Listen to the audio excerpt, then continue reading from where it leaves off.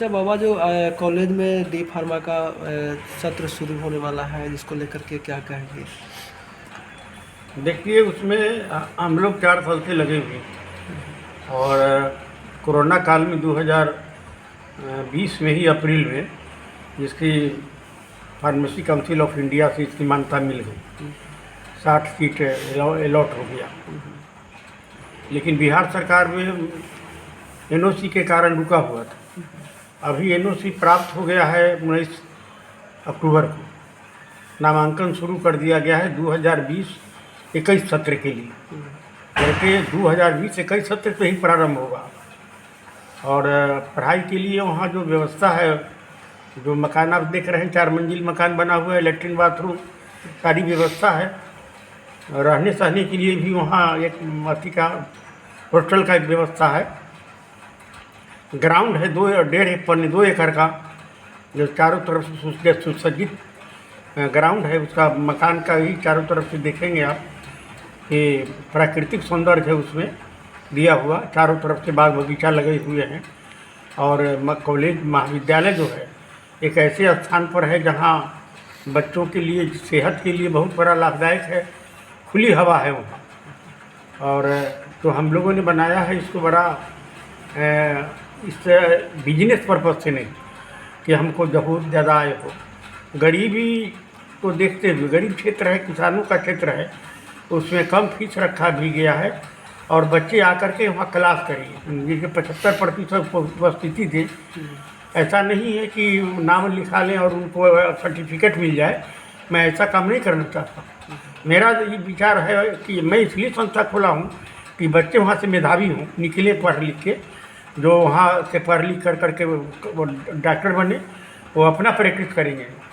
सरकार का जो ये फार्मूला चल रहा है कि जो व्यक्ति डिप्लोमा कोर्स 2 साल कर लेता है वो अपना दुकान चलावेगा, अपना उसका उसी के लाइसेंस से उसका मेडिकल दुकान चलेगा, वो प्रैक्टिस करने का अधिकारी हो जाता है। तो गांव देहात में गरीब के बच्चे भी अपने ये रोजगार के ख्याल से वो डायरेक्ट वे में अपना गांव में पढ़ कर करके और दुकान चला सकते हैं, प्रैक्टिस कर सकते हैं। अब समाज को, परिवार को भी कल्याण होगा इससे ज़्यादा। और जो साधारण पढ़ाई है उससे इस पढ़ाई और उसमें दोनों में बहुत काफ़ी भिन्नता है। तो मैंने इसीलिए इस टेक्निकल चीज़ को लाया है इस सुदूर देहात में, कि गरीबों को, देहात के लोगों को, आमजनों को ज़्यादा से ज़्यादा फायदा हो सके। शहर में तो लोग 1,20,000 रुपया 1 साल का लेते हैं, लेकिन हमारे हम मात्र 80,000 साल में देना है बच्चों को। और ठहरने के लिए व्यवस्था होगा, अपना लोग खाए पिए रहे और शिक्षा ग्रहण करें, उसमें कहीं किसी तरह प्रकार की कोई दिक्कत नहीं होगी।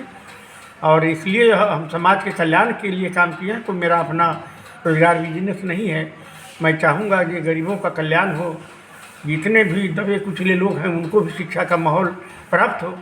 मेरा उद्देश्य यही है जीवन का अपना।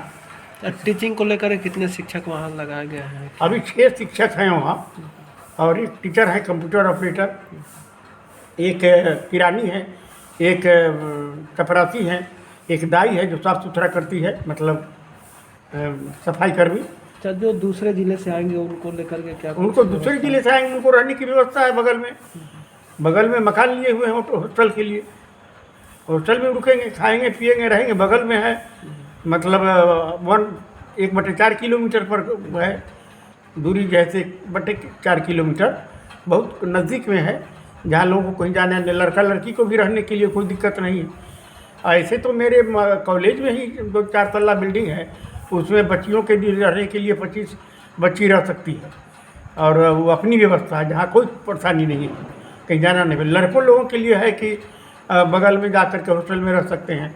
और ज़्यादा अगर बच्ची आ जाती है तो 10, 20, 25 की संख्या में, तो उसको आपने ही यहाँ उसको हॉस्टल का व्यवस्था किया हुआ है उस तरह से रहने के लिए, पढ़ाई लिखाई की। अच्छा, डी फार्मा के अलावा भी कोई कोर्स उस कॉलेज में? डी फार्मा के अलावा अभी तो नहीं कोई आगे है। आगे चल करके हम लोग सोचेंगे उस पर कि डी फार्मा के बाद पैरामेडिकल हो या डी फार्मा में ही गुणवत्ता शिक्षा दे दिया जाए। तो सबसे बड़ी चीज़ है कि देहात में जो लड़के बी फार्मा भी अगर कर लेते हैं तो बी फार्मा से कोई ज़्यादा लाभ नहीं मिलेगा। डी फार्मा में मेडिकल दुकान, सारा चीज़ उनको खोलने का और अवसर जो है डी फार्मा में 3 बरस समय बीतेगा। और यहाँ 2 साल में पढ़ लिख कर करके छात्र छात्रा जो है अपने जीवन को यापन कर सकता है, बाल अपने माता पिता को, परिवार को जो है सो वो देख सकता है, गांव देहात में रह कर करके भी सब जगह चला सकता है। तो अभी देखा जा रहा है कि जो ग्रामीण क्षेत्र के जो बढ़ते हुए छात्र हैं वो मतलब शिक्षा माफिया के चंगुल में फंस करके वो दूसरे नहीं, वो दूसरे बात सही कर रहे हैं आप। शिक्षा माफिया के चंगुल में फंस कर करके और आज 1 लाख रुपया मांगे, कल हो करके कहेंगे 10,000 और दो, 20,000 और दो, फंस जाए। लेकिन मेरे यहाँ उस तरह की कोई बात नहीं। मेरे यहाँ पारदर्शिता है कि मैं जो वहाँ बच्चों को साथ में रखूँगा, उनका एक ये है कि वो 1 बार 2 बार 3 बार में ही जो मेरा रकम है वो सबसे कम है, और उनको सुविधा है कि 1 बार में नहीं देंगे, 2 बार में नहीं, गरीब के बच्चे हैं 3 बार में दे और पढ़े हूँ। ये नहीं कि हमारे यहाँ नाम लिखा लें और घर पर बैठे रहें, हम उनको सर्टिफिकेट देंगे, ऐसा काम हमारे यहाँ नहीं। किस जगह पर है कॉलेज? है कॉलेज किस जगह पर है? कॉलेज आप सिकंदर बाज़ार है जो बिद्दुपुर क्षेत्र में पड़ता है, उससे 1 किलोमीटर उत्तर बरियारपुर स्थल है, बरियारपुर गांव, वही महाविद्यालय का स्थल है। ऐसे संत कबीर नगर जढ़ुआ के नाम से जाना जाता है, क्योंकि प्रधान कार्यालय संत कबीर नगर जढ़ुआ है और स्थान जो है, प्लेस जो है वो बरियारपुर, पत्रालय गौसपुर बरियारपुर, और थाना रजापाकर में पड़ता है। चक सिकंदर से लगे सटे है बाज़ार, चक सिकंदर भी है और बगल में भी बाज़ार है। हाट सब रास्ता 2 लाइन बना हुआ है, जो आने जाने का कम्युनिकेशन बहुत अच्छा है। उसके नज़दीक में ही आप देखेंगे कि 6 लाइन भी उतरा है, जो पटना से कम्युनिकेशन डायरेक्ट जुड़ जाएगा वो। तो इसलिए उस ख्याल से भी मायने से बहुत अच्छे जगह पर कॉलेज बना हुआ है। कॉलेज का 2 एकड़ में कॉलेज है, जो चारों तरफ से बिल्कुल फ्री है, बाग बगीचा लगे हुए हैं, कहीं किसी प्रकार का जो है सो आबो हवा जो है, वहाँ घर पर घर नहीं है, बिल्कुल घर से थोड़ा हट के है और रोड के नज़दीक है, इसलिए रहने सहने की व्यवस्था एक बहुत सुंदर व्यवस्था है। समझिए कि जो एक बागवानी के रूप में आप एक बीघा 2 बीघा के अंदर में आप वृक्ष लगाए हुए हैं, तो पर्यावरण के दृष्टिकोण से भी बच्चों के सेहत पर उसका बहुत बड़ा असर पड़ेगा। मेरे ख्याल से तो जो दैनिक जीवन का दिनचर्या है वो बच्चों में, बच्चियों में, छात्र छात्राओं में जो माने उभरेगी, तो उनको आने के बाद ही लगेगा कि यहाँ पंखा की ज़रूरी नहीं है और ठंडा है, वातावरण बिल्कुल शुद्ध है, पवित्र है आबो हवा वहाँ।